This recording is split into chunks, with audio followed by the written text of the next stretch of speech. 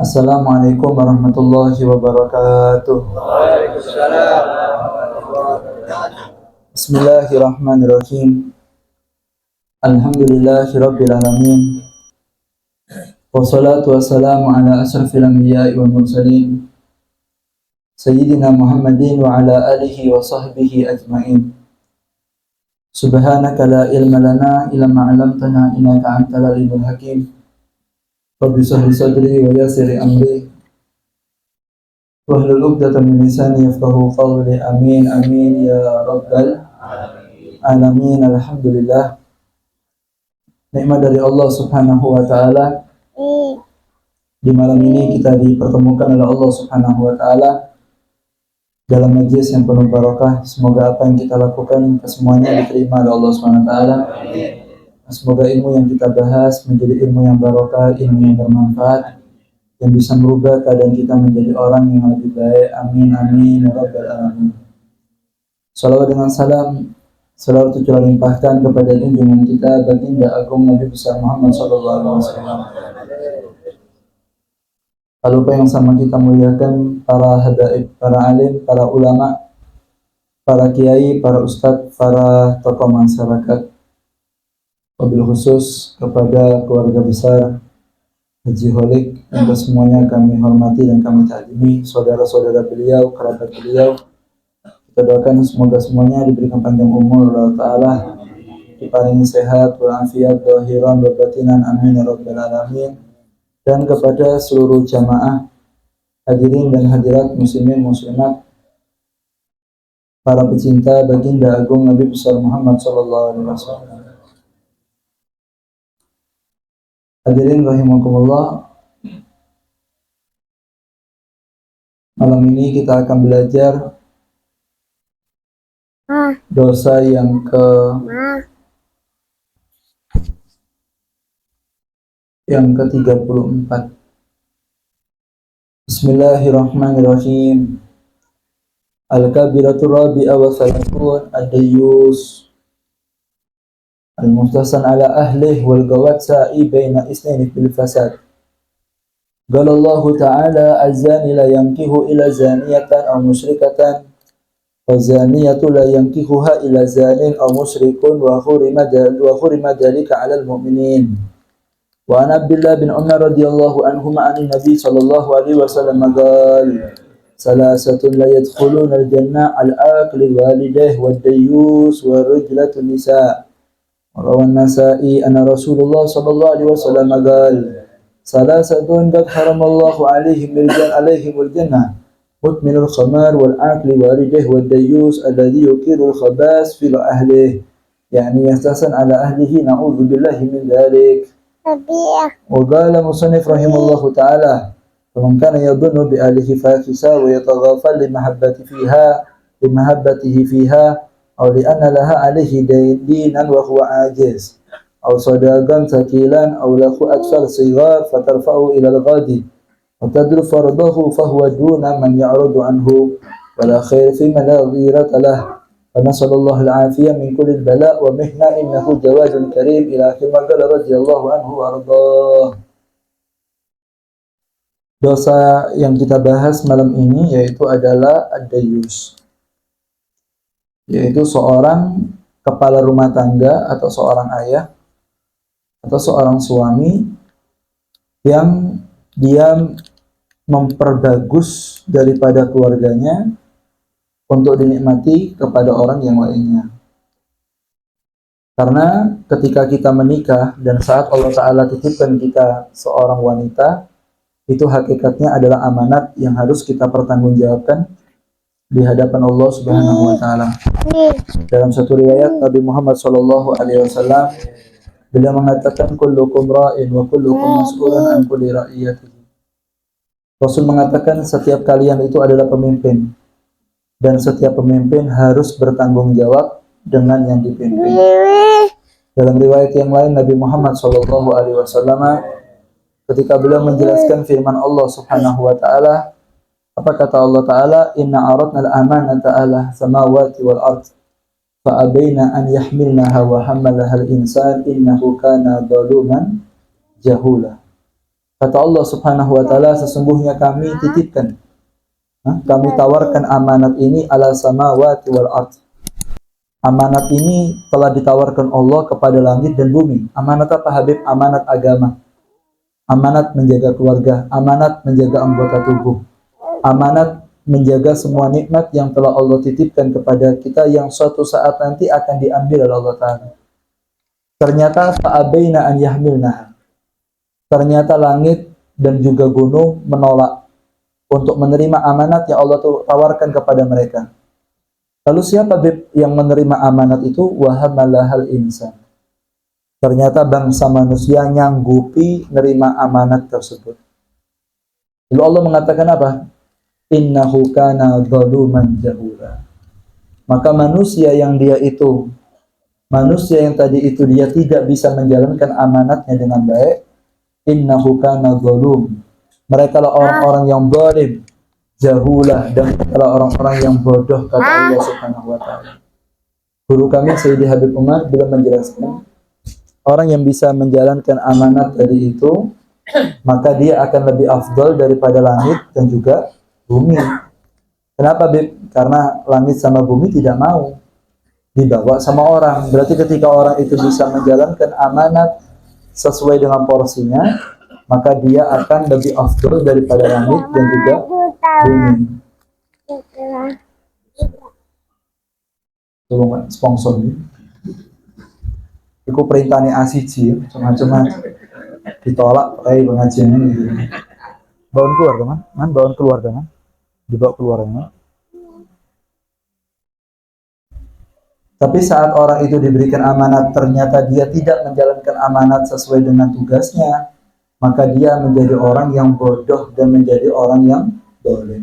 Dan ketika orang itu menjadi orang yang zalim, tidak menjalankan amanat sesuai tugasnya, maka orang-orang yang zalim ini tidak mungkin akan mendapatkan rahmat dari Allah, karena Allah mengatakan dalam kitab suci Al-Quran, fala'natullahi 'alal zalim. Allah akan memberikan laknat. Apa itu laknat, Bib? Orang itu akan dijauhkan dari rahmatnya Allah. Siapa yang dijauhkan dari rahmatnya Allah? Al-zalimin. Orang-orang yang zalim. Siapa orang yang zalim? Orang yang zalim itu ketika dititipi amanat, kemudian tidak menggunakan amanat sesuai tugasnya, sehingga dia menjadi orang yang zalim. Dan orang yang seperti ini tidak mungkin akan mendapatkan kedudukan istimewa di hati Nabi Muhammad SAW. Sama ya, saat kita sudah kawin atau kita sama Allah Ta'ala diparingi keturunan, maka itu amanat. Dan perempuan itu, Pak, sama Allah Ta'ala itu diciptakan memang tujuannya itu adalah untuk menghibur para pria. Dan memang Allah Ta'ala titipkan di hatinya perempuan itu sifat ingin menampilkan keindahannya. Wong wedok itu hatinya sama Allah itu dibuat, dia kepingin tampil bagus depannya orang laki. Dan perempuan tuh sifat nuraninya itu ingin menampakkan keindahannya.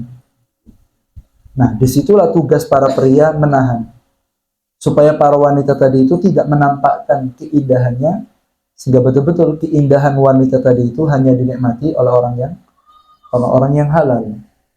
Nah, ketika orang tadi itu tidak bisa menjaga keluarganya, sehingga dia menampakkan keindahannya, kebagusannya kepada orang lain, lalu sang suami atau dia sang bapak pura-pura tidak tahu dengan hal itu, apalagi dia tutup mata, naudzubillah min dzalik, apalagi dia yang memfasilitasi tadi itu, maka dia akan menjadi orang yang zalim karena tidak menjalankan amanat sesuai yang diajarkan oleh Allah Subhanahu wa taala. Semoga diberikan selamat oleh Ta'ala. Karena perempuan ini merupakan fitnah.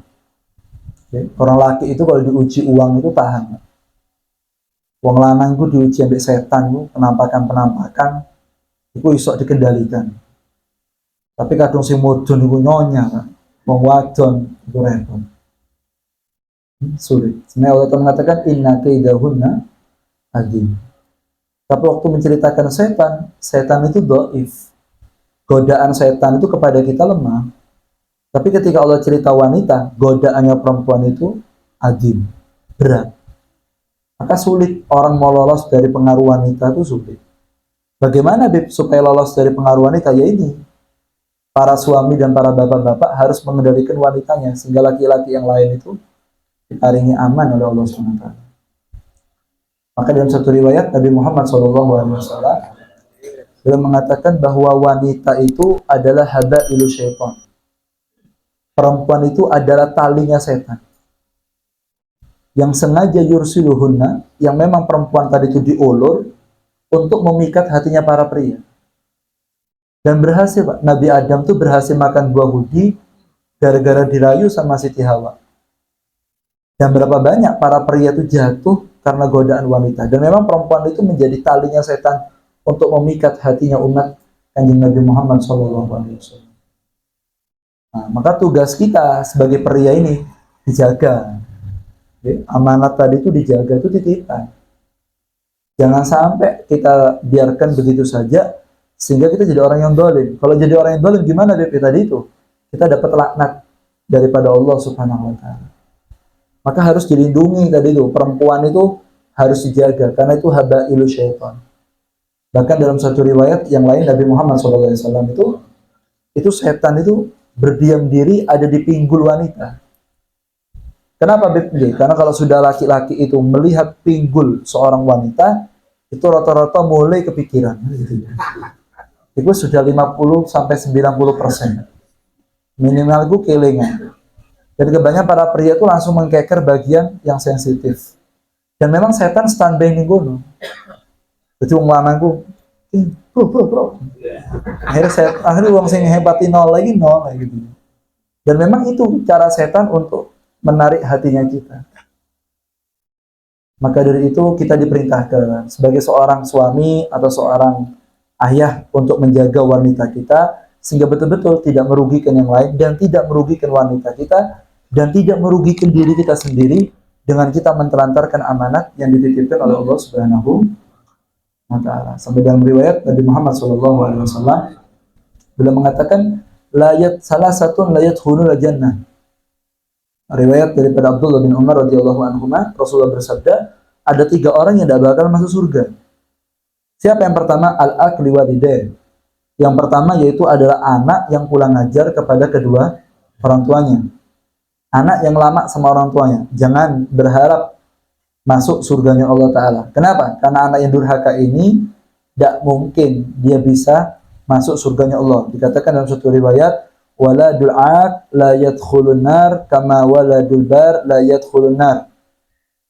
Waladul aq la yadkhulul jannah kama waladul bar la yadkhulun nar. Anak yang durhaka kepada orang tuanya tidak bakal masuk surga. Wal waladul bar, dan anak yang bakti sama bapak ibunya la yadkhulun nar, tidak mungkin dia masuk neraka Allah. Anak yang kurang ajar tidak mungkin masuk surga. Anak yang bakti tidak mungkin masuk nerakanya Allah Subhanahu wa Ta'ala. Lalu yang kedua, siapa yang tidak bakal masuk surganya Allah Ta'ala? Dayus. Siapa dayus tadi itu? Yaitu dayus itu kepala rumah tangga atau seorang suami yang membiarkan wanita menampilkan keindahannya bukan pada tempatnya. Dan dia tahu itu perkara haram tapi didiamkan. Maka yang seperti ini namanya dayus. Istrinya keluar rumah tidak pakai jilbab, yang laki diam. Anaknya perempuan pakai baju ketat keluar, dia pura-pura tidak kelihatan. Istrinya ke pasar tidak pakai kerudung, ponaannya atau saudara kandungnya keluar rumah tidak pakai jilbab, pakai baju yang ketat, dia pura-pura tidak kelihatan. Bahkan tidak wibawa, tidak bisa menegur mereka. Nah, orang laki yang model seperti ini, Pak, ini germo, Pak. Karena dia sudah menjual harga diri rumah tangganya untuk dinikmati oleh orang yang tidak halal. Maka bapak yang seperti ini, suami yang seperti ini, emas yang seperti ini, tidak mungkin bisa nyium baunya surga, kata Nabi Muhammad SAW. Sahabat tanya, ya Rasulullah, ini orang sholat, ini orang ibadah. Kata Rasulullah, istrinya terbuka tidak orangnya? Terbuka, tidak bisa masuk. Ibadah Rasul, tidak amanat. Maka anak dan keluarga kita itu, Pak, nanti akan menjadi musuh.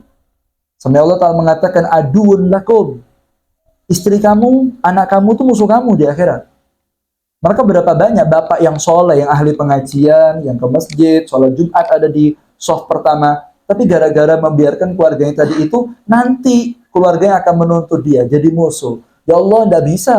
Suami saya tidak bisa masuk surga. Orang saya dibiarkan tidak pakai jilbab, suami saya tidak negor saya, tidak wibawa depan saya, ambil ya Allah. Akhirnya gara-gara tadi itu, bapak atau suami yang soleh tadi, urung mlebu surga, gara-gara dituntut sama keluarganya. Dan itu disampaikan oleh Allah dalam kitab suci Al-Quran.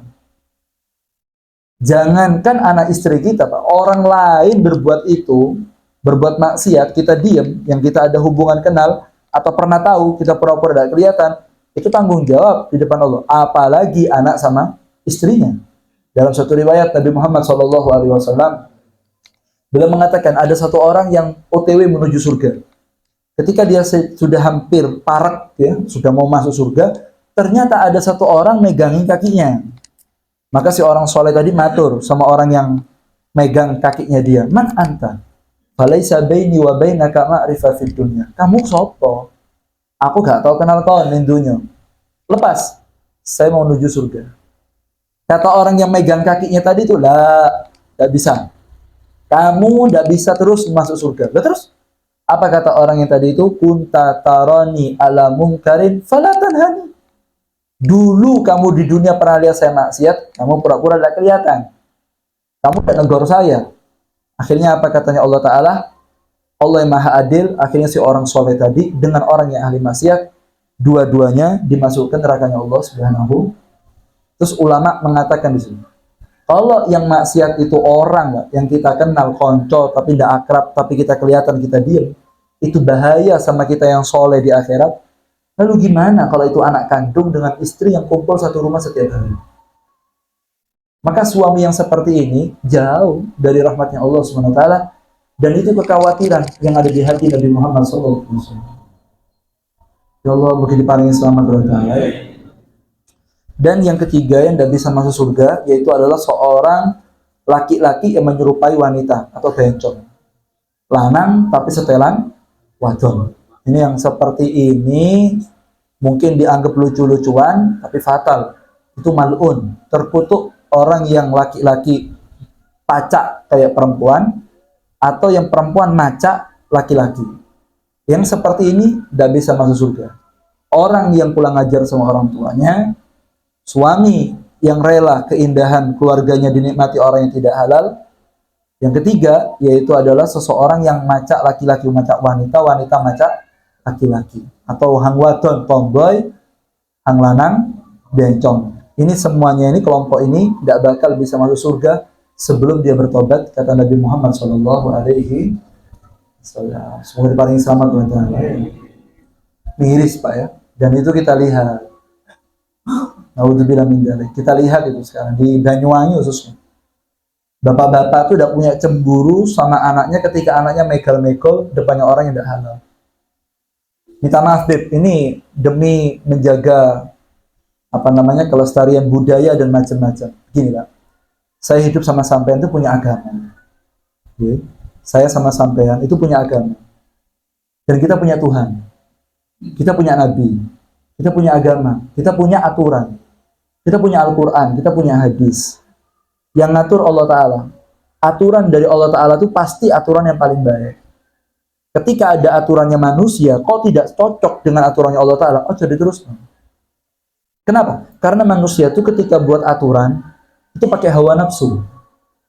Tapi Allah Subhanahu wa Ta'ala itu kalau buat aturan, itu pakai rahmat. Pasti menguntungkan kita dan pasti memperbaiki kita. Sedangkan aturan yang menungso yang tidak cocok sama aturannya Allah, tolak. Makanya ketika dulu di zaman jahiliyah, ketika turun aturan Allah Ta'ala, suruh nutup aurat, perempuan disuruh nutup, gak boleh, minta maaf. Dulu tuh perempuan itu belahannya ketok, pahanya ketok, dan macam-macam. Malu mereka. Mereka menampilkan wanita bodinya, kelaminnya ngetat, sampai pahanya kelihatan. Sama Allah suruh tutup. Orang-orang ngomong apa? Ajaran apa ini?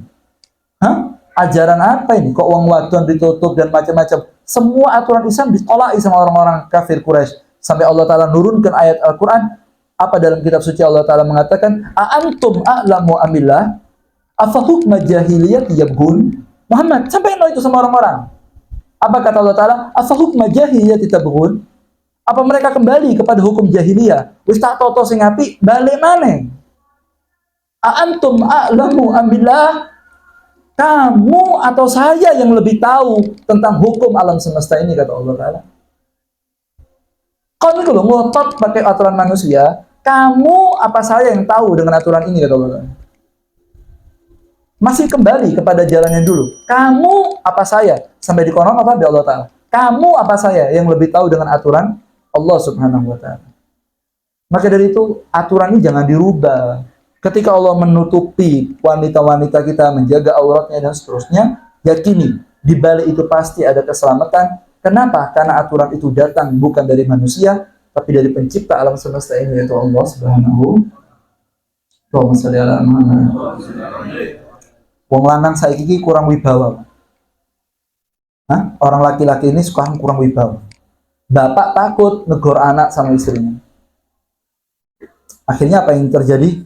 Sagot ya. Harga diri seorang suami itu jatuh martabatnya. Karena tidak wibawa tadi itu, tidak wibawa. Bahkan dalam satu riwayat Nabi Muhammad SAW, riwayat yang Rasul mengatakan ada 3 kelompok yang diharamkan masuk surga. Siapa? 1, minum khamr. Riwayat yang lain. Yang kedua yaitu orang yang pulang ngajar dengan orang tuanya. Dan yang ketiga adalah ad-dayus. Sama ya, yaitu adalah orang yang dayus. Dalam riwayat yang lain, dayus itu siapa? Orang yang la yubali man yadkhulu ila darihi. Bisa diartikan dayus itu juga selain dia ridho keluarganya menampilkan keindahan bukan pada tempatnya, dayus itu juga bisa diartikan dia tidak filter untuk orang yang masuk ke rumahnya. Saya itu, Pak, khususnya kita di masyarakat yang agak awam. Masuk rumahnya orang itu tembusin dapur, itu haram, Pak. Kadang-kadang kita masuk saenake, warai ngerewangi, tapi tembus sampai ke dalam batasan yang di situ ada keluarga kita.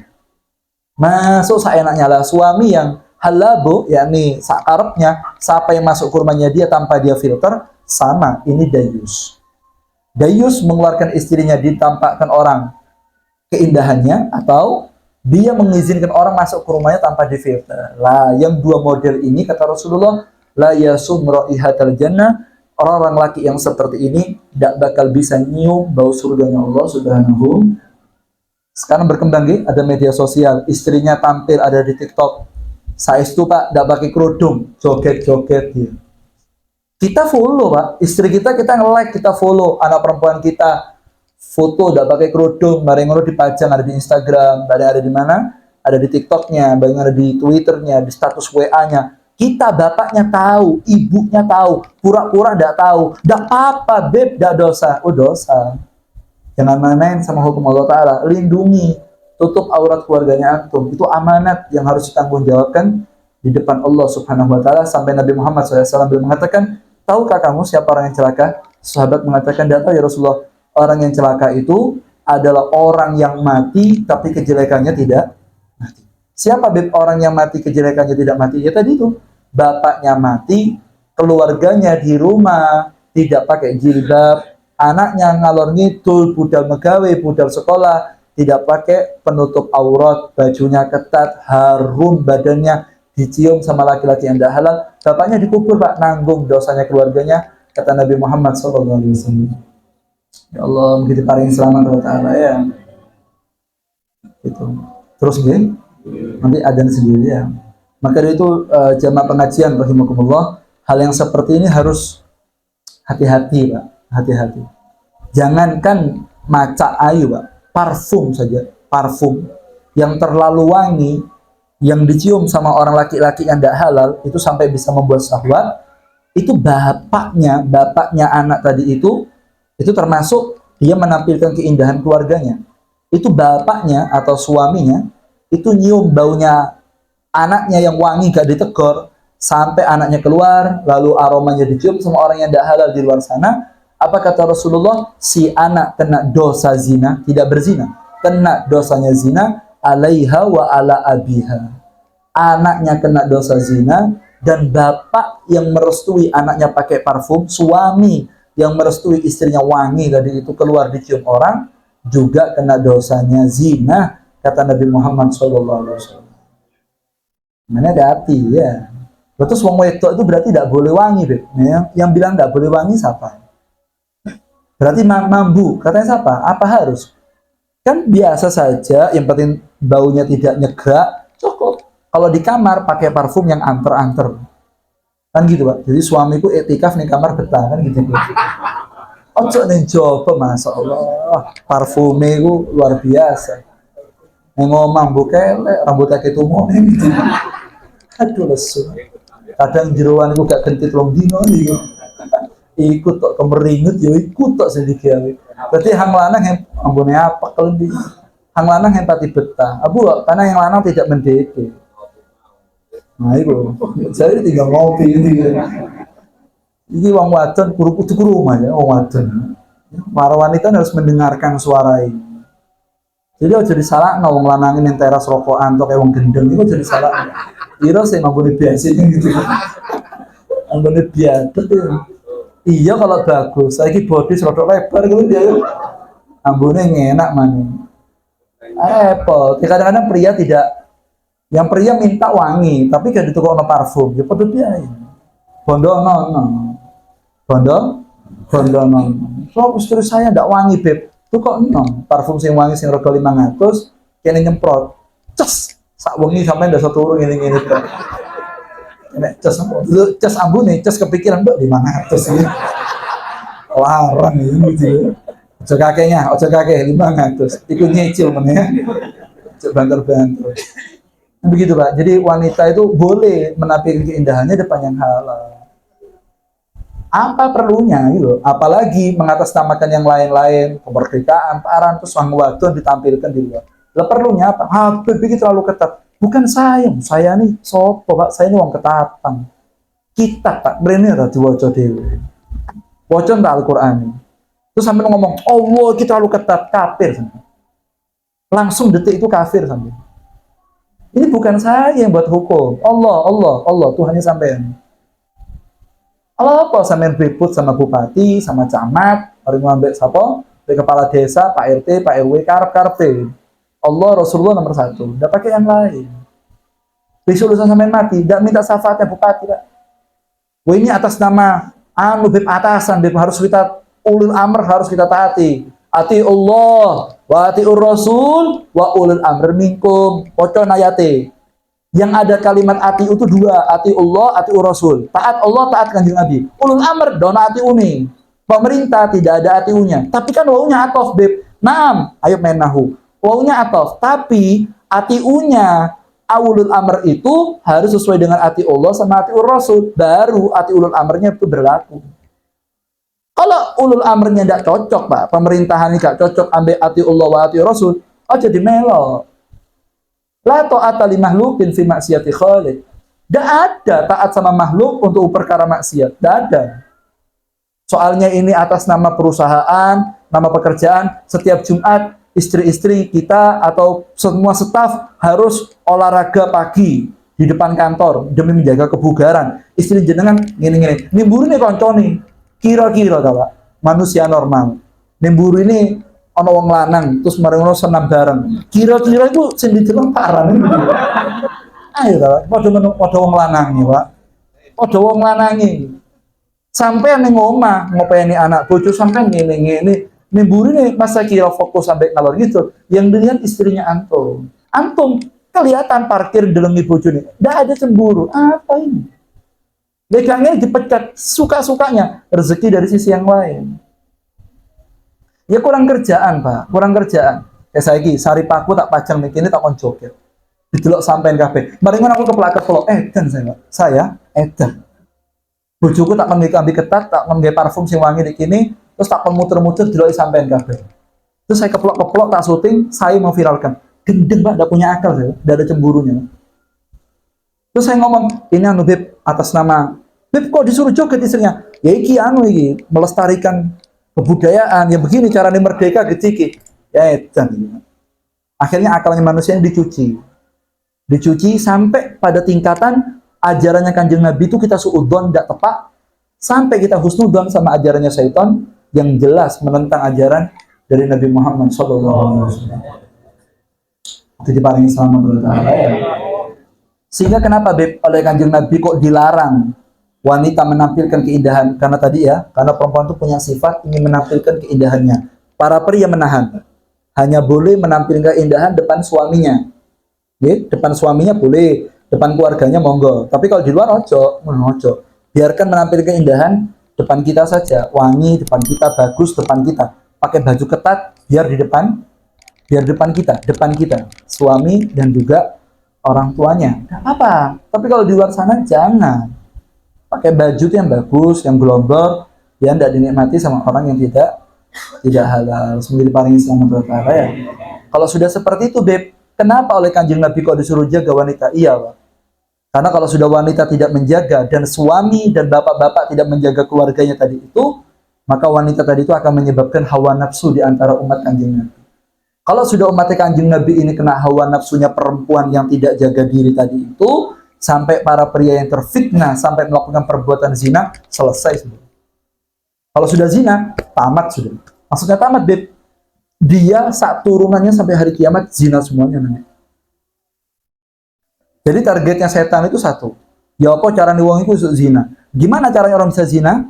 Ya tadi itu, perempuan gimana caranya menampilkan keindahan.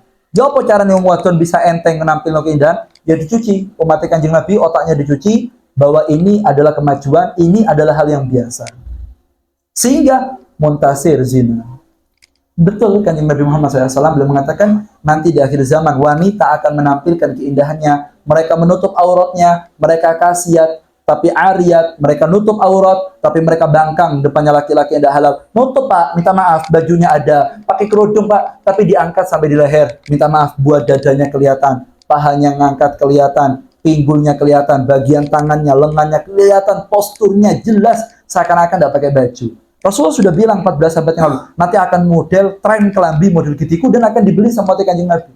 Setelah itu, sudah sampai di sana, lalu orang laki-laki akan menampilkan keindahan istrinya dan suaminya, dayus. Setelah itu, maka para pria akan menjadi syahwat. Kalau sudah syahwat, akan terjadi perzinaan. Kata Rasulullah, kalau sudah kamu hidup di zaman itu, pria tidak cemburu lagi dengan keluarganya, para wanita suka menampilkan keindahan dan didukung oleh keluarganya, apalagi ditompang dengan peraturan pemerintahnya, maka akan terjadi perzinaan. Nah, kalau sudah banyak yang zina, sudah roto, zina itu sudah roto, ambil kabar. Sebentar lagi kiamat akan datang, kata Nabi Muhammad SAW.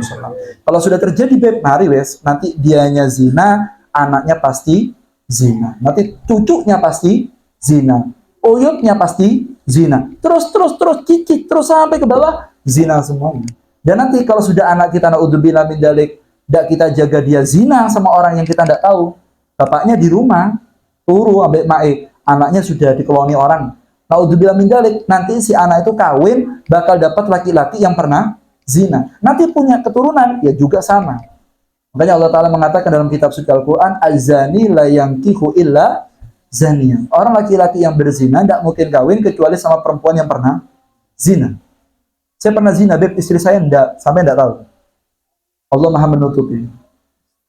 Apa yang sampai lakukan juga dilakukan oleh istri sampean. Allah Maha menutupi. Tapi kita mencari tahu tidak perlu. Tapi saat kita bertobat, insya Allah wanita kita dijaga. Wal musyrikatan azani la yankihu ila zaniya aw musyrikah. Orang yang berzina itu tidak mungkin kawin kecuali dengan siapa? Dengan wanita yang berzina atau perempuan yang musyrik. Wa zaniya, dan perempuan yang berzina la yankihuha ila zanin aw musyrik. Orang yang dia itu perempuan berzina tidak mungkin kawin kecuali dapat laki-laki yang pernah zina atau seorang yang musyrik. Wa hurrima dzalika 'alal mu'minin. Dan hal itu diharamkan bagi siapa? 'Alal mu'minin, bagi orang-orang yang beriman kepada Allah Subhanahu wa taala. Sampai diceritakan dalam satu riwayat Nabi Muhammad sallallahu alaihi wasallam, Nabi cerita, Pak, iblis itu punya qasr fil bahr. Iblis itu punya kerajaan ada di atasnya laut. Iblis itu punya anak buah banyak. Setan-setan itu banyak anak buahnya iblis. Itu kalau setan datang laporan, "Bos, iblis." Iya, kenapa? Umat Kanjeng Nabi pojok kono apa? Mari wis tak gawe fitnah. Alhamdulillah sak kampung mendem kabeh. Wah, hebat. Yang kedua lapor, "Bos, ya. Yang sana mari wis tak kacukno daw." Apa yang kamu lakukan? Sak kampung paten-patenan. Hebat. Yang terakhir teko, "Saya, Bos, apa kamu?" Saya berhasil mempengaruhi kampung itu. Apa yang terjadi? Kampung sana banyak yang zina. Ketika setan yang laporan kampung sana zina, itu mahkotanya iblis dilepas, dikasihkan ke kepalanya setan yang laporan berhasil membuat umatnya Kanjeng Nabi zina tadi. Terus iblis mengatakan kalau sudah kena yang ini 100%, umatnya akan rusak, keluarganya akan rusak, dan di situ acara kita paling cepat untuk mengundang Dajjal dan akan terjadi kiamat. Dan itu sesuai wanti-wanti dari Nabi Muhammad Shallallahu Alaihi Wasallam. Gimana cara mencegahnya? Kita sebagai pria menjaga diri dan para wanita harus mengkondisikan dirinya sendiri. Dan kita sebagai bapak dan suami menjaga wanita kita masing-masing. Coba yang hadir pengajian, pulang nyampe rumah, istri tidak kerudungan ditukokno kerudung. Kalau pakai kerudung jangan di bawahnya dagu, tapi diangkat. Makin itu mah ditarik kerudungnya sampai ke dagu. Oh gitu ya, mari ngaji beadab ya. Ini, ngomongnya kalau ya ayu mah. Kelambi ini ketat sampai ringkes-ringkes, dipindahno, ditukokno kelambi sing produk lebar. Kok gitu ya kurang stylish. Sengko ning omah wae stylish. Keluar kamu Hadramut, di rumah kamu Bollywood. Paham antum? Dadi ning jaba lomo Hadramut kaya tutup-tutupan gitu ning jaba kaya ninja, umare ngono maskeran, klambine glombyong, lomo ya diomongi Hadramut lomo. Tapi gak ada omah langsung Bollywood. Kucuk-kucuk ketahi gitu ya. Iku ning omah. Tapi kadang ning jaba aja pati kucuk-kucuk ketahi. Kucuk ketahi ning kamar bae ning omah mbek hang lanang. Makanya para wanita aja pati isin. Wah, ngupip isin, ngupip apa menampilkan goyangan depan suami. Sunnah. Mana sampe nyetel lagu yang bahagia terus ana suami teko hang wadon muter-muter tak kelembi. Berarti hang lanang itu tapi sadar diri, Mak. Kadung wis tuwek 50 aja pati muter-muter. Entok goyang ya. Ya sesuai kondisi lah. Kadung 30 ke atas mendekati 40 kelendi lah, goyangan kelendi lah. Berarti hang lanang iki betah ning omah. Ini kok ajarannya seperti itu? Nah, ini Islam, Pak. Islam itu mengajarkan seperti itu. Kalau depan suaminya bebas, tapi kalau depannya orang jangan. Oh, juali. Depannya orang jogetnya los, depannya suami tidak merespon. Hah? Kelendi terus gitu. Kelendi terus kualik. Enggak ya, tapi kebalikannya gimana? Di luar kita kaku, para wanita ojo enteng-enteng. Nanti di rumah dia lepas dengan suaminya dan suaminya menjaga keluarganya. Begitu yang diajarkan sama Nabi Muhammad Sallallahu Alaihi Wasallam. Begitu paling selamat berkata. Nah, kalau sudah seperti itu, Beb, aman. Ya, kalau sudah pria keluarganya jaga keluarganya, insya Allah diparingi aman. Beb, kalau saya punya masa lalu tidak baik, kalau terus, Beb. Satu, jangan diceritakan orang. Kedua, antum banyak sedekah. Banyak sedekah. Karena sedekahnya antum tadi itu bisa menempel aibnya antum di masa lalu tidak terbongkar ke orang lain. Yang ketiga, tutup aibnya orang. Antum kalau tahu salahnya orang, jangan dibongkar. Dan yang keempat, tobat. Tobatnya antum tadi itu akan merubah. Yang dulunya elek, insya Allah tidak sampai dilakukan oleh keluarganya di masa depan. Dan itu yang diharapkan oleh Nabi Muhammad SAW. Mungkin manfaat barokah. Semoga kita menjadi suami yang pencemburu. Dan sehingga betul-betul kita menjaga harga diri keluarga kita. Ya Rabb, semoga kita diberikan kemampuan untuk mengendalikan rumah tangga kita. Dan semoga para wanita yang ada di rumah, semoga Allah dibuka hatinya. Mereka menjadi orang-orang yang bisa menjaga harga dirinya dan betul-betul tampil keindahannya di depan laki-laki yang halal. Dan kita mohon kepada Allah SWT, semoga berkah majlis ini balak musibah diangkat oleh Ta'ala. Dan semoga yang berbuat dosa dimaafkan oleh Ta'ala. Semoga aib kita ditutup oleh Allah dunia sampai akhirat. Ya Rabb, dulu kami pernah menampilkan keindahan wanita kami, ya Rabb. Saat kami belum mendengar majelis, mengenal guru-guru kami, dosa di masa lalu itu berkahnya hadir majelis ini, maafkan semuanya ya Allah. Ubah keadaan kami jadi orang yang lebih baik ya Allah. Jadikan umur kami yang singkat ini semakin bertambah usia, semakin taat kepadamu ya Allah. Ya Rabbi, maafkan tangan yang menyentuh wanita yang tidak halal ini ya Allah. Maafkan tubuh yang pernah bersentuhan dengan wanita yang tidak halal ya Rabb. Maafkan mata kami yang melihat aurat wanita yang tidak halal ya Rabb. Maafkan mulut, telinga kami yang bersentuhan dengan hal yang tidak halal ya Rabb. Rabbi, dari kepala sampai kaki, kemaluan kami, tubuh kami banyak berbuat dosa. Di majlis ini pulangkan dengan semuanya dimaafkan ya Allah. Tidak tersisa satu noda pun dalam badan kami ya Rabb. Ya Rabb, berkarotibul hajat, catatan amal sebelah kiri, perjuangan kami hadir majlis ini hapuskan semuanya ya Allah. Jadikan semuanya bersih, tidak tersisa noda sama sekali ya Rabb. Ya Rabbi, tuan rumah yang baik, tidak mungkin memulangkan tamunya dengan tangan kosong ya Rabb. Ya Rabbi, maafkan dosa kami di majlis yang mulia ini, tutup aib kami dunia akhirat ya Rabb. orang yang tahu dosa kami buat mereka lupa ya Allah. Yang benci jadikan mereka cinta lagi kepada kami ya Rabb. Dan maafkan dosa kami dan dosa teman-teman kami yang pernah kami ajak maksiat dengan kami ya Rabb. Dan semoga berkah majlis ini keberkahannya masuk kepada keluarga dan teman-teman kita yang ada di luar sana. Dan harapannya semoga Allah tidak hancurkan rumah tangga kita dan kehidupan kita karena dosa yang kita lakukan. Dan apabila tiba saatnya wafat, semoga Allah ambil umur kita dalam keadaan husnul khatimah, bi khair wal afiyah, amin ya rabbal alamin. Wa lakum ya salihah al-fatihah. Bismillahirrahmanirrahim. Iyyaka na'budu wa iyyaka nasta'in. Shiratal ladzina an'amta 'alaihim ghairil maghdubi 'alaihim